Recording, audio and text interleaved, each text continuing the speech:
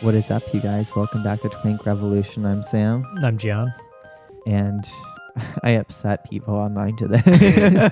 Yes, you did. Yeah, so me and Gian watched the TFW No GF documentary, which was a Sundance film, right?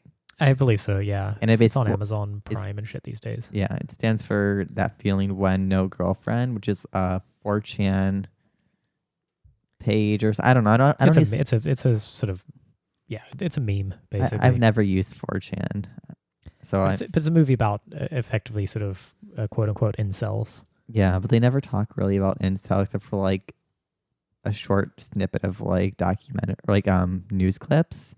But it's all about like just like lonely white males in middle America and like crumbling industrial towns. Yeah. You thought you were terribly clever at firing off a joke in the middle of that. Let me find it. In the middle of watching it. So I tweeted as a joke, which turns out no one knows how to take a joke anymore. Maybe I'm just not funny. That could be the other. But I said,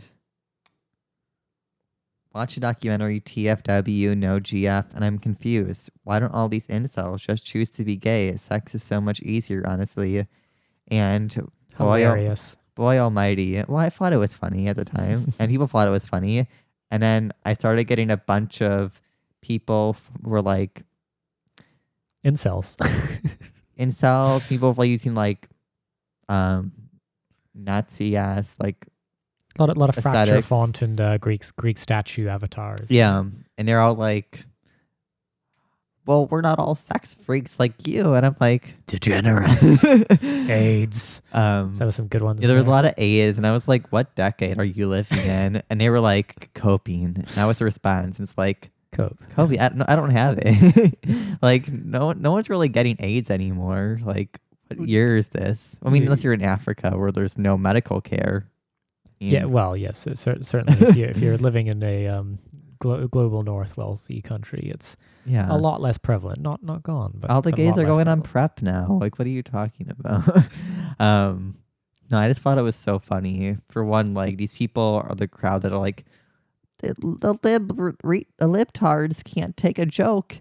And I'm like, you can't take a joke. I made a joke about you just becoming gay. And also a lot of them were like, oh, see, being gay is a choice. And I'm like, that's not what I said. I was making a joke. And I'm like, I don't care if it's a choice. I don't think it is. But if someone was like, I want to be a gay man or a lesbian or whatever, or just have sex with people, I don't care. Like, none of that matters. Yeah. So anyway, you done good.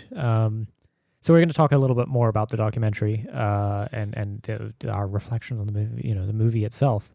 And then later on in the episode, we've got an episode with our friend Mike, Sinistral Lean on Twitter, to talk about Strasserism. Yay. Yay. Yeah, it's a really great little interview we did. And so setting the scene on the format of this the TFW No GF movie. So you recommended it because a bunch of people on Twitter were talking about it. Yeah, it was a thing. And the Twitter account Kantbot, is that right? His name? Yeah. Was in it, and that was like he's like the star of the film.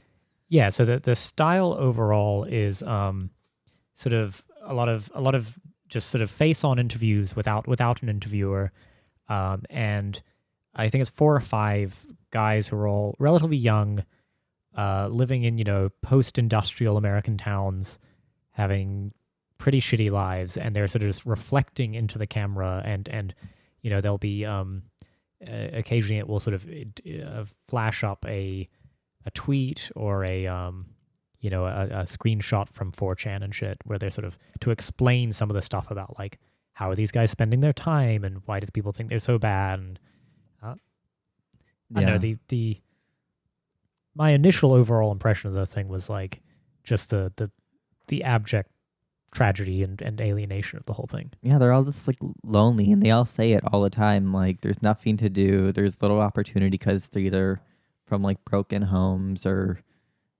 just poor. Like they're from working class white families in the Rust Belt and shit. Like they have no money to go to college right away or advance their career. Oh yeah, there's absolutely no prospects. There is nothing. And yeah, then there is a thread that's not really pulled on, but about the fact that sort of around them, yeah, there's just this huge amount of sort of loss and tragedy in terms of friends dying of overdoses and parents being alcoholics and neglectful and just really having no prospects.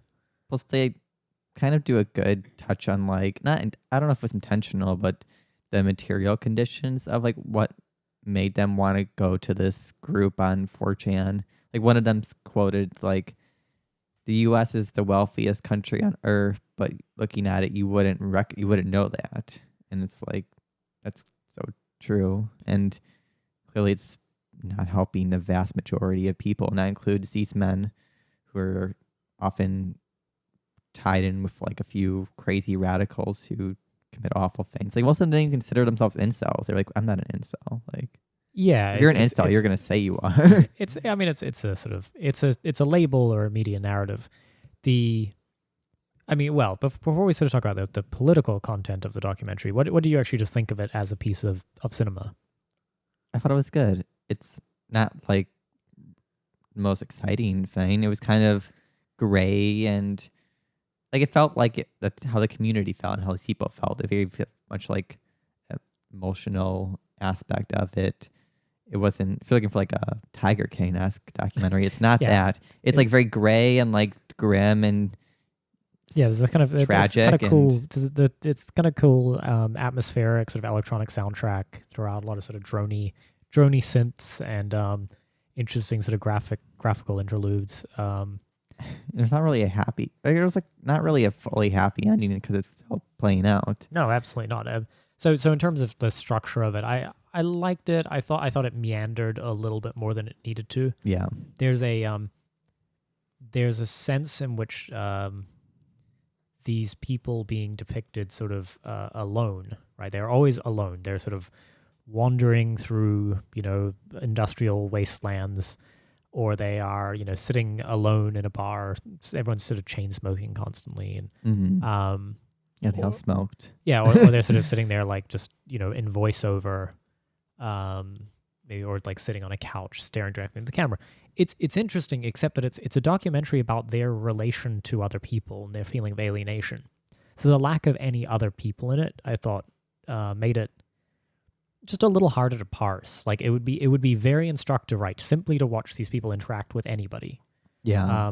To interact with, a family member, a shop clerk, anybody, because sort of hearing it in their own words is interesting, and I think it tells a good story. But there is something else to be said in terms of if they are meant to be reviled, in the public imagination. Yeah. Then you would want to sort of understand, okay, if we're simply trying to sort of weight them as people who have feelings and things like that, then yeah, well, of course they are. But yeah, with the absence of other humans in it, contributes to a poignant sense of loneliness to the film, but it doesn't. It gives you a very sort of two-dimensional picture of these people. Yeah, and if they do mention a relationship, it's either there's two guys in it who are both in the group, and they show them interacting together, but it's They're shooting brothers, guns. aren't they? No, they're not brothers. Oh, they're not brothers? They're just both children from drunk alcoholic families. Yeah, broken bad and then homes. one of them at the end as a girlfriend, but they only show it in a picture. They don't show it in a physical sense. Yeah, so it's a poignant kind of slightly haunting reflection. It's got a sort of very meditative style. Yeah, I have heard a little bit in the middle. Yeah, that's what I mean. It starts to meander a little bit. So Cantbot, who is this, I don't know, sort of ostensibly alt-right or something figure. His politics are always hard to discern because he's kind of a troll. I feel like it's his, public persona, but he appears in it a lot, and he is sort of just pontificating a lot in a way that I honestly just found tedious at some point. Yeah. It's fine. It's kind of a pseudo-intellectual blathering, which we do, of course, and you are currently being subjected to. But it was a lot. It was a lot all at once. It was too much like, oh, look how much of the classics and Randy like was above a lot of people's heads, and like the way he was trying to speak, or like trying to speak above people's heads to seem like an intellect. Like, because he went on Red Scare, which I listened to and you listened to, and I just found I it. turned it off. I couldn't. I struggled through, but I was just like so irritated because it was just constantly. It's the whole like naming a bunch of names no normal person knows, and be like, oh, we should read this one, and like all this stupid shit. It's like, I don't care. Like, this is so relatable at a certain point. Yeah, and I mean, because it's like, you know, it's for one, like his ideas. Art is the deterministic of how society evolves. It's not a material framework at all. Yeah. He's very much into the like art, and like your mind changes the world, not the reverse. How very Hegelian. Yeah. I mean, yeah, the he's a sort of an interesting figure, and I think he's on the surface kind of appealing as a figure of pure controversy. Yeah. I mean, there's footage of him like sort of I think it's in Times Square or something. He's being interviewed by some journalist or something, and being shouted at about like anti MAGA resistance people, like yelling at him, calling him a racist or something. And he's sort of doing this incredible sort of just like, I assume, quasi improvised account of like how Donald Trump will bring about the resurrection of Atlantis. Yeah, the resurrection of Atlantis by like, revealing the UFOs, and it's done in a kind of way where it's pretty clear there's a sort of wink and nudge to it, but he managed to sort of deadpan it incredibly. Yeah. But I don't find his actual philosophy or how impressed he is with his own philosophical explorations particularly appealing. It's just, I don't know. It's dull. It's not like it's bad or wrong, or I don't care. I can't engage with him seriously because it's sort of you can't tell what's real and what isn't, and like his viewpoints is just a lot of saying a bunch of things that conflict, and you have no idea what he actually thinks or says. You can't really argue or discuss something with him. Right. I can't remember. He either said on Red Scare or on this. We would like I started listening to the Red Scare episode the day after we watched the movie, and I couldn't get very far into it. But it's sort of his how impressed he is with the concept of what is it, uninterpretability or something, or unintelligible. I can't remember. It's sort of about like, nonsense essentially as a form, and it's like, yeah, that's cool, but you're essentially doing a kind of performance art shtick, and yeah, like, okay, fine. I think he's like the incel Caroline Calloway. I mean, he's not an incel, but you know what I mean, like this kind of, or like a 4chan, like Caroline Calloway. So instead of like showing your breasts during the Bernie campaign, lockdown, whatever, he's just talking about like Greco-Roman, like Schlegel philosophy, like shit like that. Which is fine. You can talk about that, but right? it's not interesting to us. The mistake I think people make is to go, this guy's a Nazi. I don't think that. Well, yeah, which is just like it's really not clear what he is, and it's of little consequence what his maybe personal political affiliations are. He's not a figure of much consequence. Or even he may impress certain like quote unquote like angry young men, but I don't know. He's like a Jordan Peterson type. Kind of, yeah. But better at trolling. Yeah. He's one who that knows how to actually utilize the internet, and to my knowledge, does not have like an opioid addiction. I mean, benzos, not opiates. Whatever. But I mean, the thing is, I was on 4chan in like the late 2000s, and that's a brave thing to admit. I know. I grew up and moved on from it, and it's there is something to say for being terribly impressed by the sort of anarchic, nothing is sacred nihilism. Yeah, it's an incredibly sort of nihilistic tone, which is very funny. Like, it can be very fun, and I think people read too much into that. Mm-hmm. It's simply people don't understand that comedic mode in some sense of like, wait, how could that be funny? Well, in the film, like anything could be fucking funny. In the film, they touch on a lot about that is the media and the upper PMC classes who do the narration of these incel like epidemic or whatever so often don't understand internet culture that they just take everything as literalism. Yeah. So like the guy who had like a picture of him with guns tweeted something, I don't remember what it was, and it's something that's numerous different pictures of like different accounts of like all different things, and he got investigated by the FBI, and they took his guns away. There's a lawsuit, but then he got him back because there was no actual threat. They were like, it was satire. It was a satire parody or something like that. Right? Yeah, it was a judge ruled. It was protected essentially. I mean, but that sort of cultural moment is gone, and the thing to like remember about something like 4chan particularly, but even some of the like something awfulish like that sort of world was that you should basically assume nobody is ever telling the truth and nobody's ever being sincere, right? It's layers and layers of sort of referential irony and sarcasm, and occasionally somebody is genuinely a Nazi, but I guarantee they're not posting, I don't know, Hitler memes or whatever because they're a Nazi. Because it's not actually the right forum to do that. There are other forums in which that's powerful and brave. And then on Twitter, you're like taking a stand by posting a certain set of like beliefs that you are trying to express to the world. The whole idea of sort of an anonymous image board, at least in its original formulation, was that you can't build clout. There is no personal brand to build. Unfortunately. Yeah, nobody knows who is posting what. The whole idea being that like it's just a sea of people sort of generating content, and what that tends to lead to is sort of there's a shared comedic mode, and that's all that any of it is. And so I thought the movie at least sort of did justice to that idea, where you saw that some of these guys, as portrayed in the movie, they're genuinely quite funny.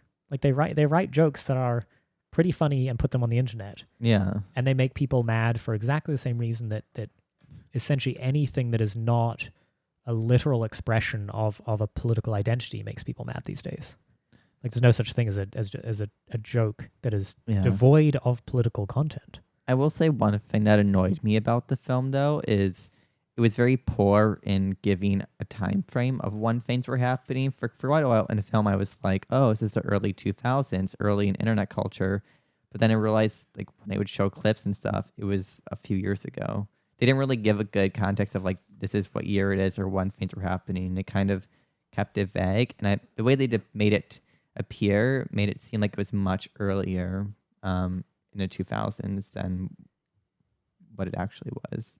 Yeah. I don't know if you got that vibe at all. No, I think I could sort of discern some of the time frame, and it's shot over a few years, and they revisit each of the people over time, and it's kind of striking how basically their lives don't change, at least as portrayed in the film.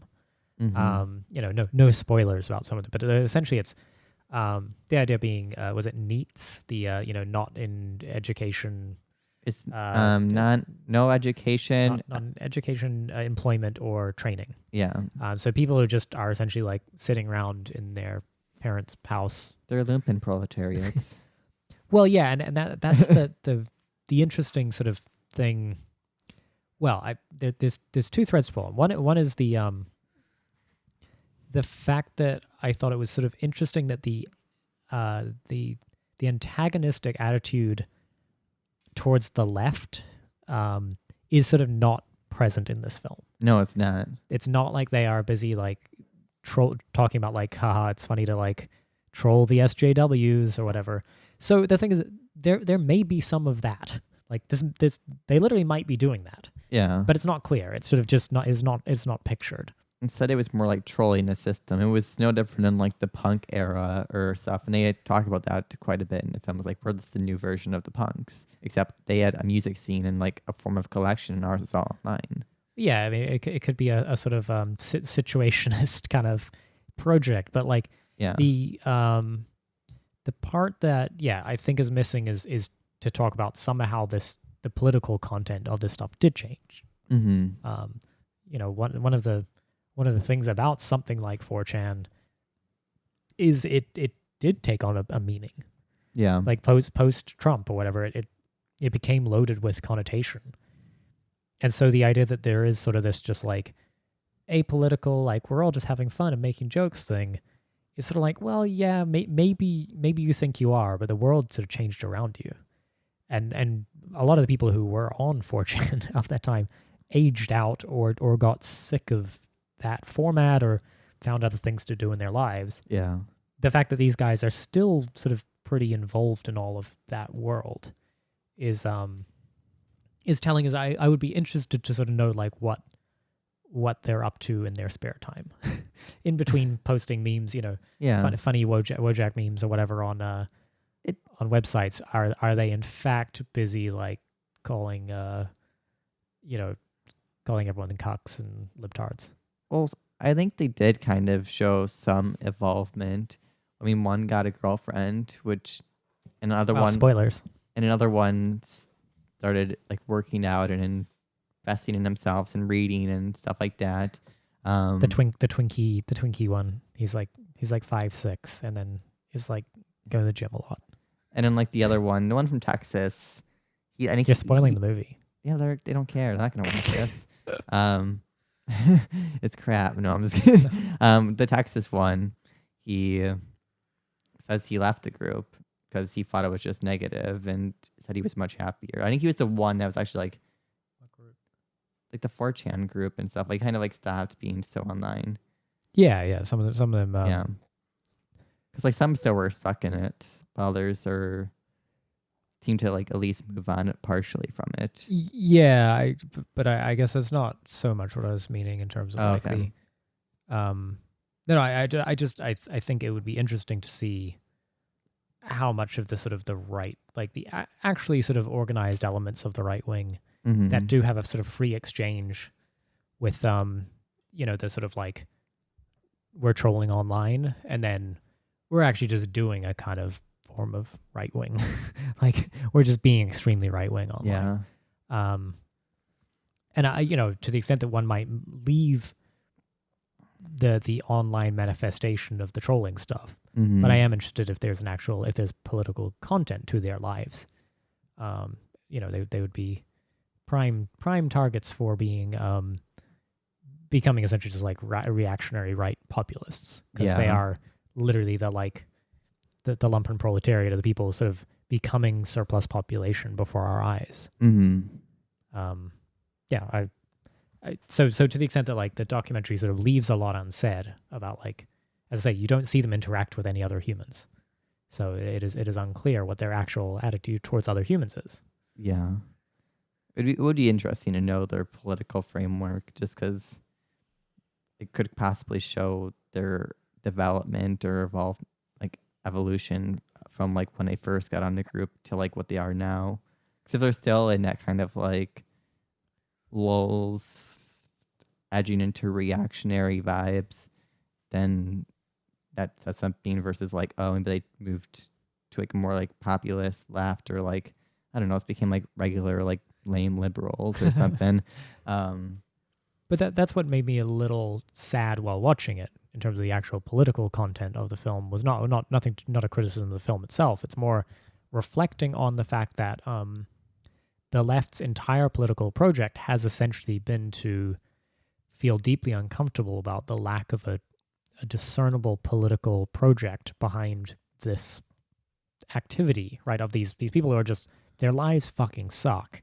Yeah. And rather than sort of treating that as like, gee, we better step up. We better have an actual project that can address the needs of these people just as they address the needs of others. Mm-hmm. All it has produced is a sort of censorious and scolding set of sort of like cultural norms that nobody ever signed up to, and most people find utterly repulsive. I mean, throughout the film, I was just thinking, God, like, for one, there's like no left really to begin with, so that's an issue, which I'm just like, there's so much opportunity, and the few people who are like identifying as the left are the ones, for one, vilifying this whole group as like, they're all nuts balls and they're all the same as like, I don't know, what's his name? Who's the one the Twinkie one? I can't remember. Whatever. I don't remember their names. No, the one who like shot up a bunch of people. Oh, Elliot Rogers. Yeah. Yeah. Like they all like that's this narrative like it's all this like patriarchy and white supremacy. It's flooding through, and it's like most of these people are not that invested in any ideology. They're just bored and trying to be edgy and weirdos. Yeah, it's the kill all normies hypothesis, right? That essentially the sort of the nascent extremely online left Mm-hmm. essentially has alienated and created in it, for itself essentially a reactionary boogeyman Yeah. to oppose, and it becomes a sort of ready-made template for these people to step into, and it's not even clear that it has political convictions behind it as much as it's just like, I don't want to be that, so I'll be this. Yeah. And so I just thought, I felt pretty grim after watching it, just in terms of just the complete insufficiency of the left, even at any scale. Like what do we have to offer somebody whose life is unendingly shit with no hope of getting any better? They are alienated socially. They have no economic prospects. Like what do we have to give them? Well, it's like a perpetual cycle. Like the neoliberals pass policies that have further alienated people by destroying all remnants of any sort of collective like organization or unity. And then they go back and attack them for being like reactionary or poor or like whatever. And then that makes them more reactionary. And it's just like this endless cycle. And they keep passing like more programs that alienate these groups because like they want to like send more jobs away. They want more immigrants from countries we destroyed to come in and make more. Like they're feeling the cycle. It's not the people who are like the issue. It's the neoliberals who have all the power. And also I just noticed like in the film the other lack of anything to do, which I think the left never really talks about in the U.S. context, is because we talk about like social programs that are like important, that are universalist, but I think you need the cultural component in a collective like access that we don't really talk about, because you can have healthcare and stuff, but if you don't have like clubs or like neighborhood meetings, shit like that, you're not gonna have any sense of like community. Yeah, well, and that's precisely it, right? These communities are gone. There is no community. That's sort of the I feel like that's the most stark part of the whole thing is, there is no economic prospects. Yeah. There's no prospect for your life to be different. And there is no form of community. Yeah. So, it is because these people are surplus, right? I mean, and it's just even just a trend in terms of like what public spaces exist that you don't have to pay to access. Yeah. Where do you go? Like what is not fully enclosed by mega corporations as a way of communicating with other humans or socializing, or there's nothing left. I mean, the few places that are technically like free, like nice parks and shit like that, they're not in these neighbor towns. Like these towns are like dilapidated, mostly junkyards and empty factories. The ones who get all the like free like parks and beaches and stuff are all the like neoliberal hotspots where like the PMC and capitalist classes, children's and families are living it out. Yeah, well, but it's also even like there's probably not even like the option to have something that's worth to be buying. Like there's not like lots going on in these towns. They're small. No, but I claim even in sort of coastal towns, right? If you're sort of relatively wealthy, you're still suffering under the same. No, but I mean, just hideous society. And then yes, these guys in the film are experiencing a particularly pointed version of it because they are not really considered useful to society. Yeah, they are truly like surplus population at this point. There's just no there's no point there's no intention to do anything to fix this for them. I mean, I totally get it. Like when I graduated school and was trying to find a job, I was like, oh fuck, I'm gonna be trapped and go back to my hometown of 30,000 people and do nothing. And I think I cried once because I had like everyone keeps saying no to me, and I was like, I'm not gonna leave. And I spent all this money, and now I'm in debt, and it's like I got out, like I got to leave and got a job and shit like that. And these people didn't have to like privilege to even go to a college outside of their town or leave their town at all. Like they're just kind of trapped. Well, yeah, and then the liberal response to it being to simply focus on the nihilism that comes with this realization, right? These people aren't dumb. They're like relatively sort of smart and clever and engaged people, at least as portrayed in the film. Yeah. And the problem is like simply seeing how fucked you are and understanding exactly how fucked you are and how little chance there is of anything changing. No wonder one might resort into a sort of gallows nihilistic mode of humor, and then all anybody can talk about is the nihilism, right? And how scary and sinister it is that there's these young men who like guns and like really mean-spirited dark humor. Why I just think so many people would talk about the topic have never actually been to any of these communities because either they are from the bubble, they're still within, or we're in like some small like suburban town and I went to a big city.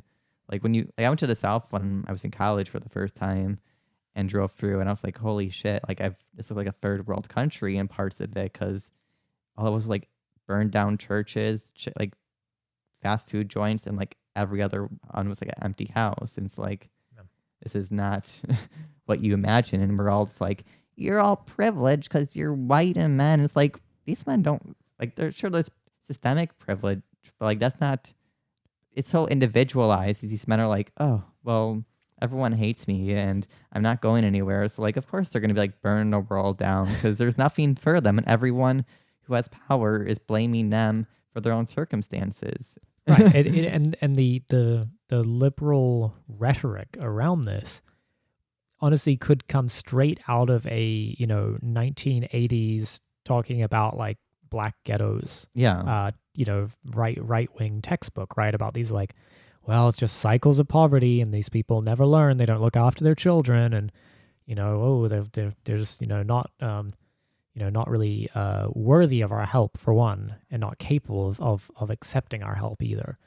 Well, it's like this is the project we've engaged in, is to weigh the moral righteousness of humans, of people, and this is the deplorables, right? These are the people who are not worthy of our attention or even our sympathy, right? That's to sympathize with Nazis.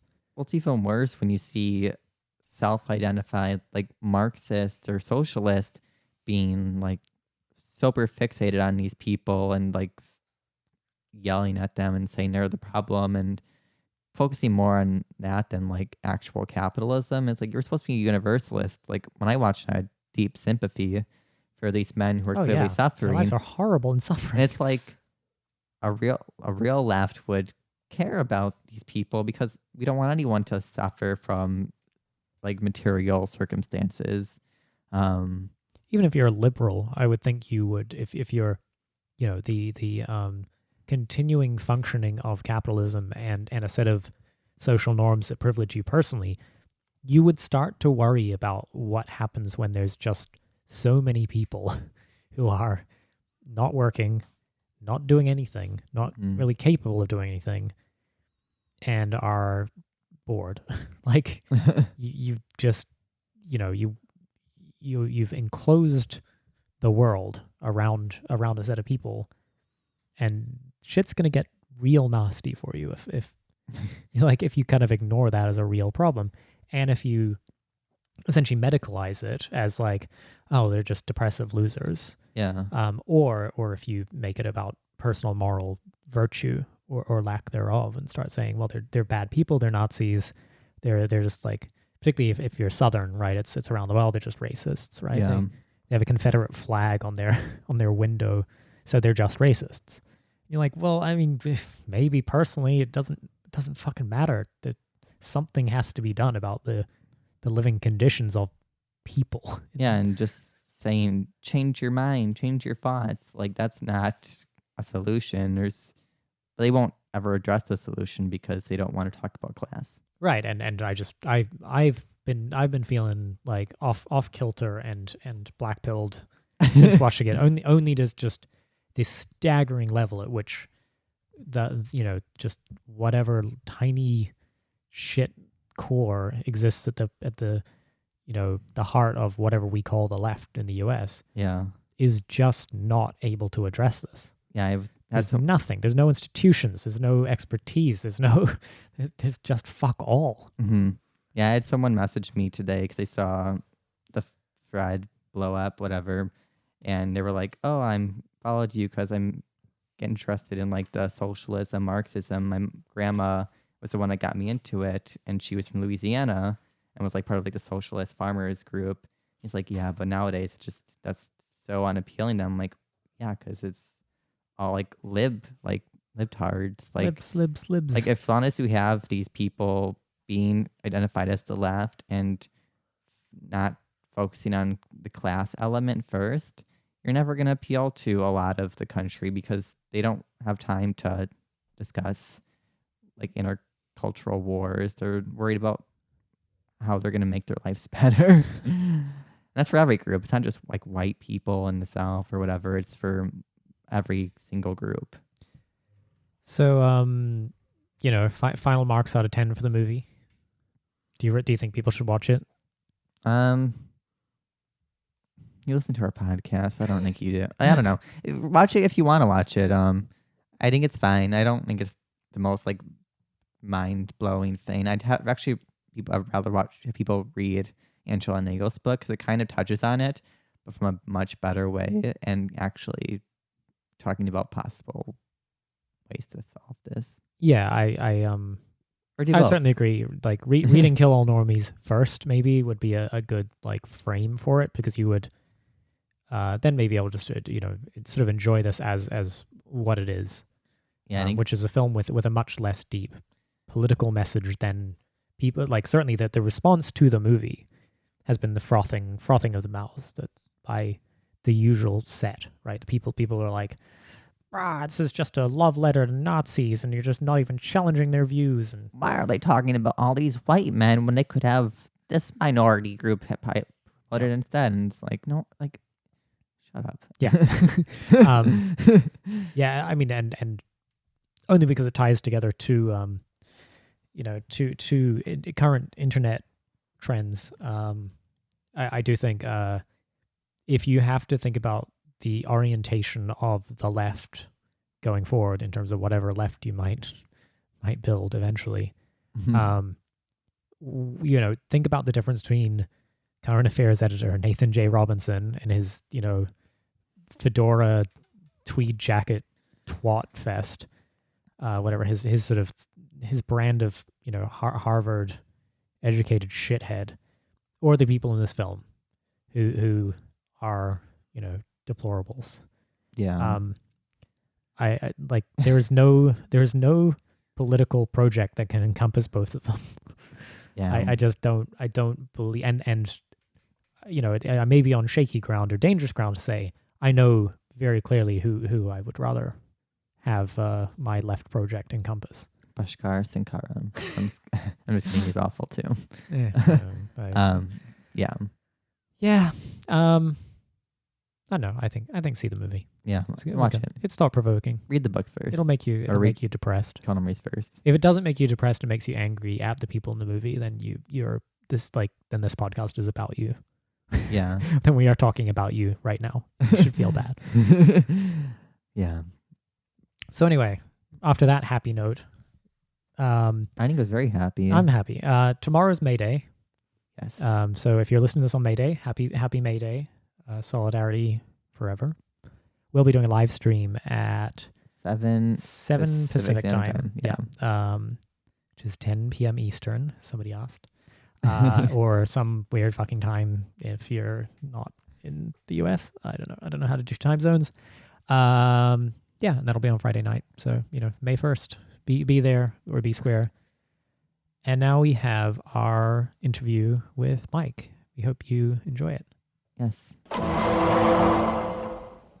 So we are joined here by Mike, Sinister Lean from Twitter. Hi, Mike. How's it going? Welcome. Oh, it's great to be here, guys.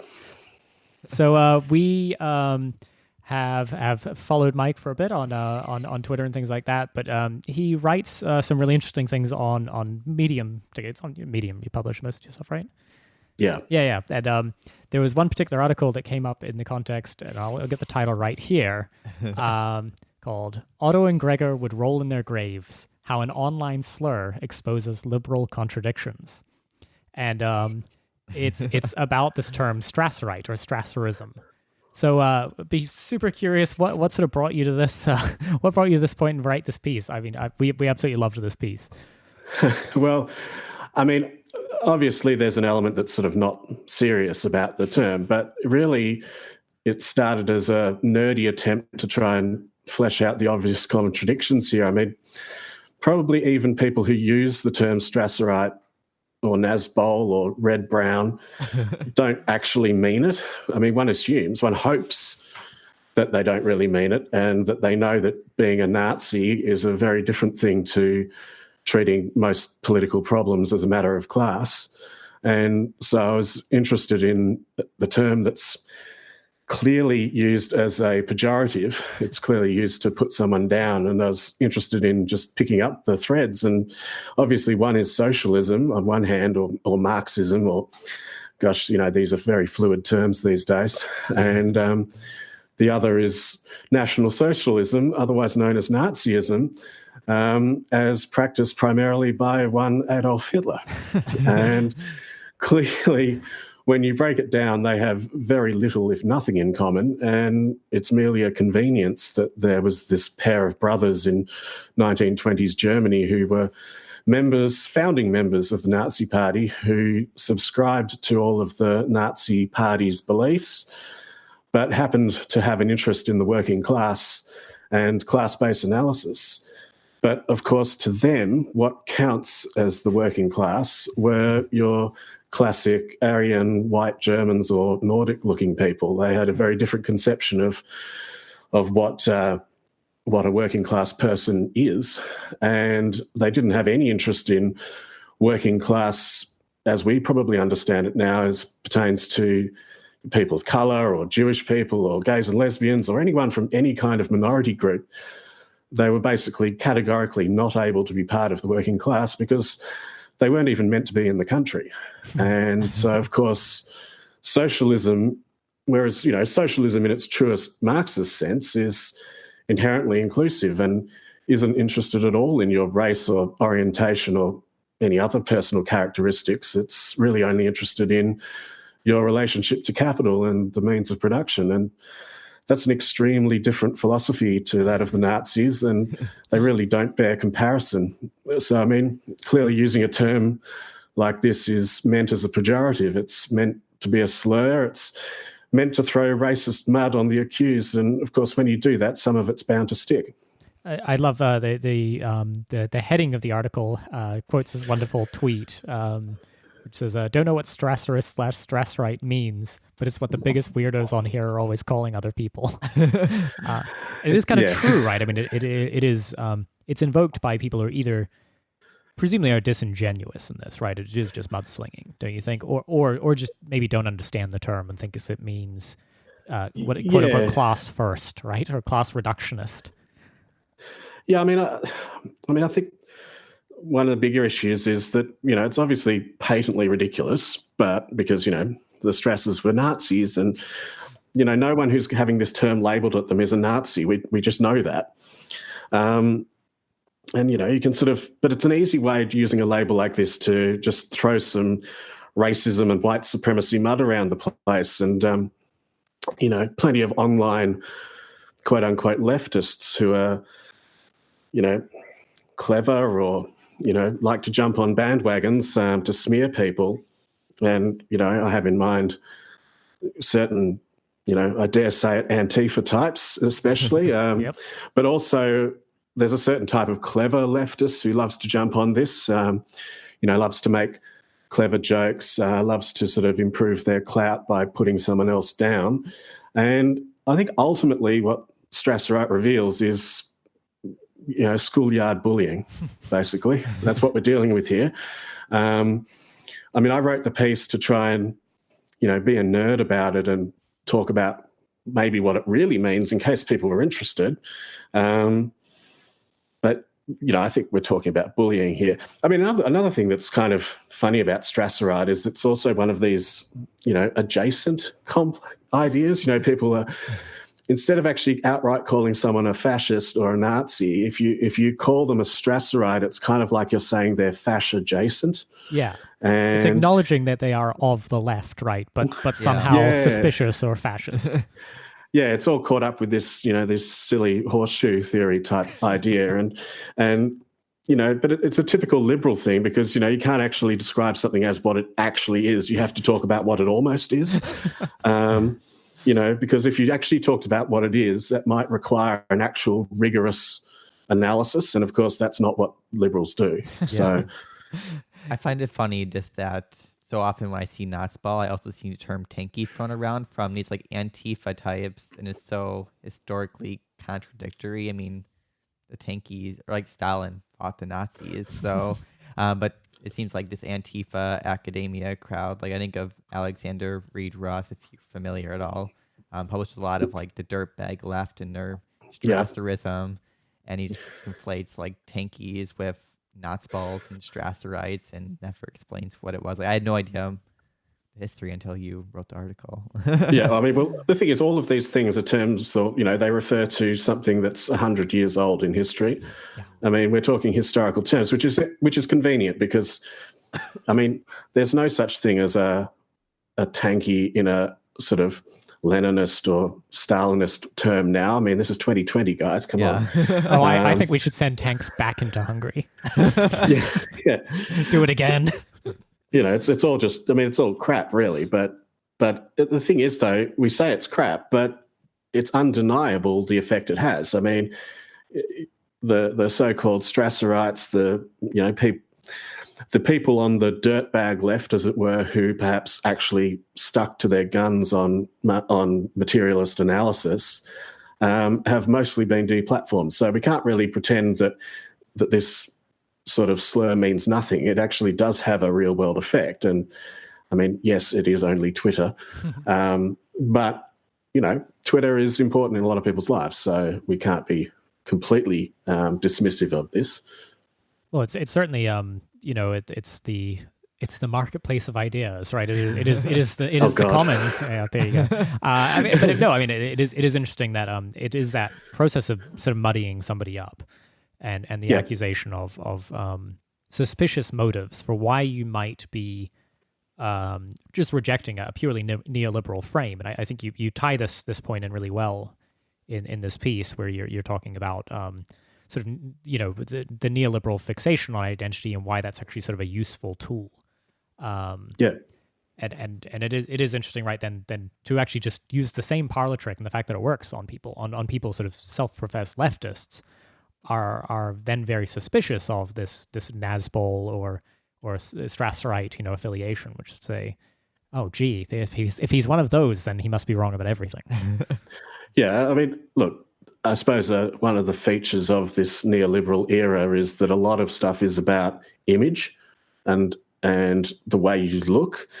And that sort of, that goes back a long time, but it's that sort of superficiality. But what was perhaps seen as superficial in the 80s, maybe, has really taken a life of its own and is now, there is a sort of concept, a free-floating concept that, what you see on the surface might really be what's lying beneath, and, which is the essentialism of liberalism, basically. And,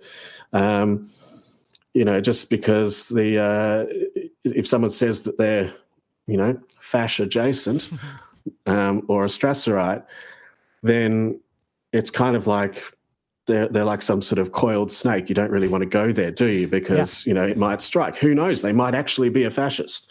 And there's just zero interest in interrogating the person's politics, looking at their record, what they've written and spoken about before.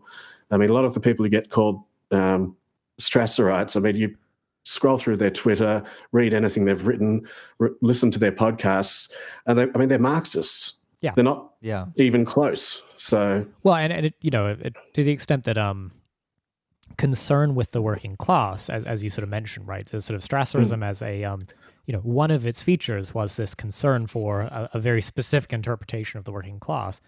But the muddying that goes on is to say anybody who is speaking in terms of the working class in 2020 must be expressing that entire viewpoint, which is sort of necessary if you are a Marxist, right, and doing any sort of analysis of labor relations today. You surely are concerned with the working class at some level. Yeah, and of course, like the irony and the to further the materialist analysis, because things like Strasserite are essentialist liberal frames, they are really useful in pushing aside working class agendas, and therefore are a very handy tool of the bourgeois. Yep. Because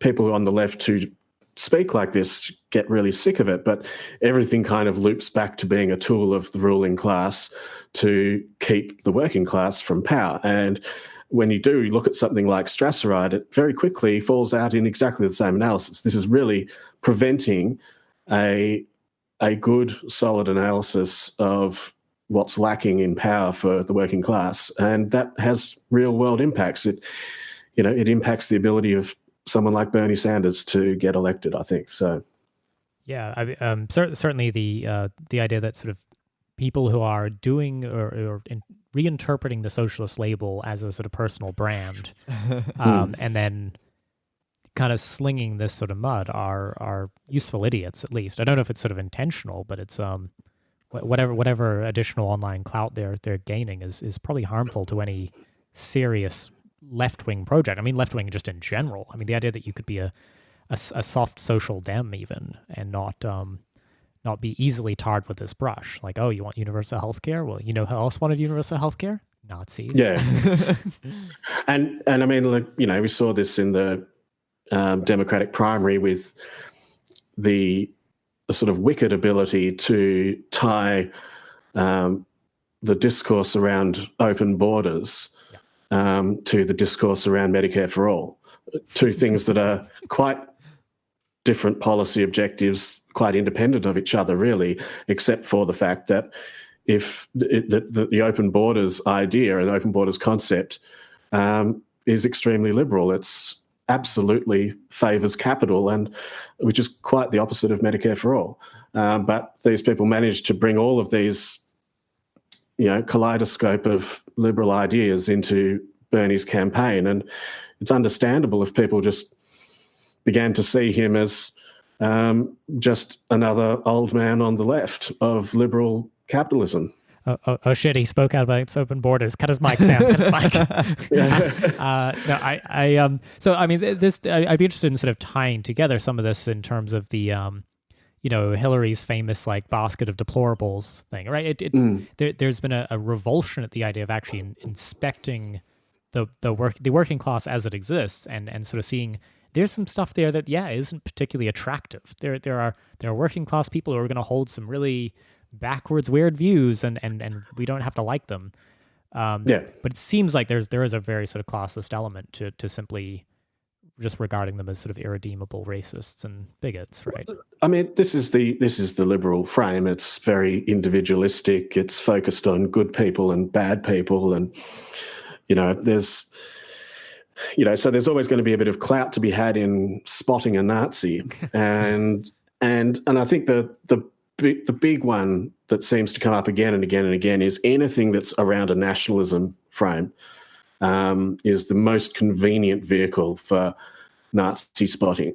And so anyone who talks about any program that does rely on national sovereignty of some sort, and Medicare for All is one of those, ends up being questioned as to their... It's almost like questions their loyalty to the people. Yep. It's almost like there's this division, can you be loyal to the people, quote unquote, and also loyal to your nation? And the liberal answer is no, you're either one or the other. Whereas the materialist answer is, well, they're kind of part of the same thing. It's easier to spot a Nazi if you define the term yourself. That's the other thing that's going on here. So, Yes. like anyone who's grown up in the Western world understands a few things about the era around the Second World War and Nazi Germany, and they kind of know that was really, really bad. And then anyone who says, well, actually, there's a few extra things that were going on in the minds of Nazis. And look at this obscure pair of brothers who, incidentally, were actually ejected from the party and I think possibly assassinated. So it's, even the history isn't kind on the Strasses. And, you look at all of that and you're just spotting good and bad people. And this is liberal politics. This is individualism. This is neoliberalism. This is markets. This is what these guys want. So anything that can put the focus back on the individual is always going to suit the neoliberal frame. Well, even thinking a little bit about the sort of where some of what we consider Nazi imagery, right, around these sort of healthy young men and industrious workers and stuff, was fully co-opted from earlier workers' movement, German and other workers' movements, right? I mean, so. Yeah. The idea that you would sort of tie these together into, exactly, like the idea that these obscure brothers from the 20s and 30s suddenly just have found a bunch of fans among, sort of Twitter leftists is pretty impressive, I think. Yeah, I mean, I don't know where it started, but whoever came up with the idea, it's kind of like, again, they should probably get a job in an advertising company because they know how to create slogans. And I suppose you see a bit of the reclaiming of it going on in the materialist left, in that people are just starting to openly refer to themselves as Strasserites out of irony. And I don't know, the trouble is that the Strasses were Nazis. So let's not go there, because that's not the politics that anyone actually supports. So I'm curious in terms of like looking forward to solutions. I mean, should we, as say, material, fans of material analysis and practitioners of material analysis, should we be trying to be more careful about how we speak about maybe some of the quote unquote intersectional concerns? Should we clear our throats and start every sort of class observation with actually we of course mean bodies and spaces, and we share your concern for. Yeah, well, I'm going to do the classic thing and say I've got no solutions, only analysis.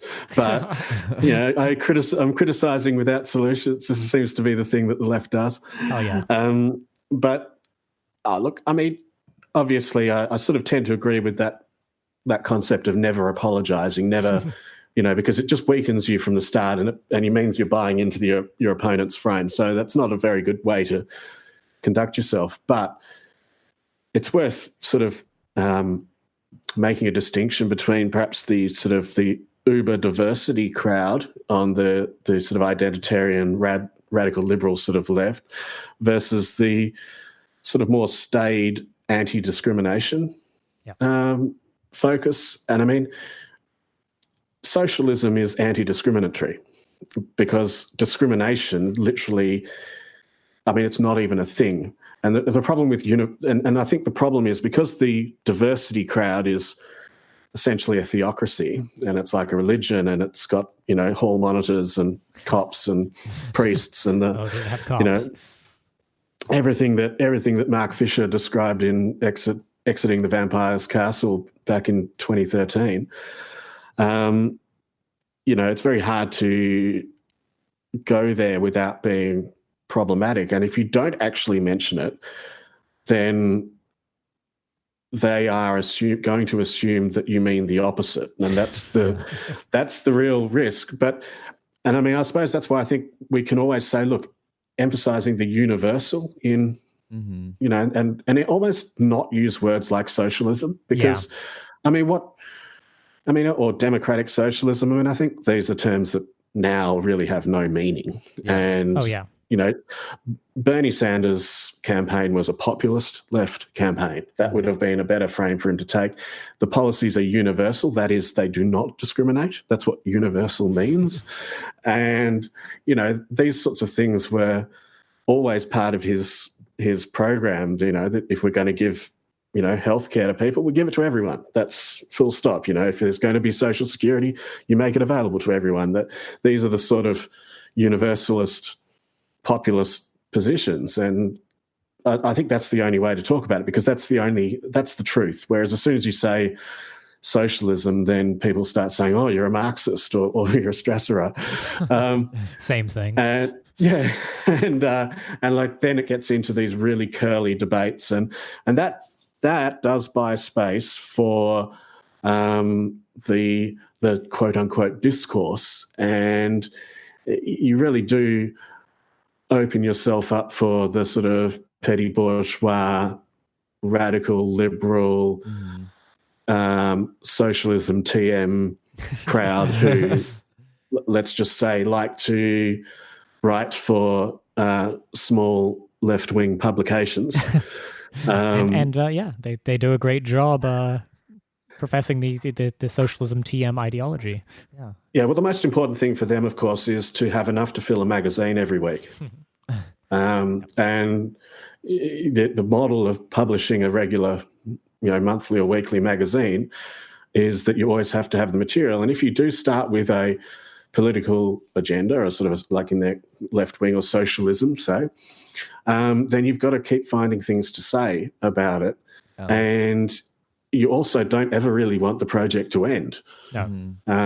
So success is a form of failure politically for these guys. So it's you know, it's another one of these contradictions. Yeah, I feel like one of the issues is the reason I attach to identity politics so much is it does do what you said, like constantly produce new content, while Marxist framework is always universal programs, working class like programs, and it's so simple. It's not very like, you can only say it so many times. Well, you can give a Marxist interpretation of the Great British Bake Off, apparently. Yeah. that fills a magazine, right? What was it? A chicken sandwich came up at one of the pieces, I think. Oh my god. Mike, thank you so much for joining us and for explaining this piece and for writing the piece. We're going to link the piece in the episode description. Mike also has a bunch of other writings there you can get to once you get to that one, and very worth checking out. Thanks a bunch. No worries. Thanks a lot, guys. Thank you.